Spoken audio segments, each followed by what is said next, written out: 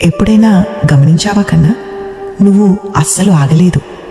అన్నీ ఒక్కొక్కటిగా నీ చేతి నుండి జారిపోతున్నప్పుడు, అనుకున్నది జరుగుతుంది అనే నమ్మకం పోతున్నప్పుడు, నీ గురించి అడిగేవాళ్ళు ఒక్కరు కూడా మిగలనప్పుడు, ఇంత ఒత్తిడిలో కూడా నువ్వు ఆగలేదు. నువ్వు అలసిపోయి ఉన్నావు, లోపల పూర్తిగా వేదనతో నిండి ఉన్నావు.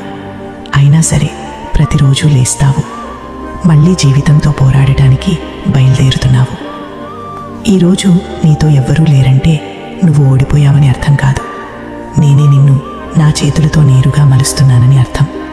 మనుషుల ఆధారంతో కాదు, నీ విశ్వాసంతో నడవడం నేర్పిస్తున్నాను. మౌనంగా నడుస్తూ ఉండు, నిజాయితీగా, పూర్తి శక్తితో. ఎందుకంటే నా ఈ మాట నువ్వు వింటున్నావు అంటే నువ్విక మామూలు మనిషి కాదు.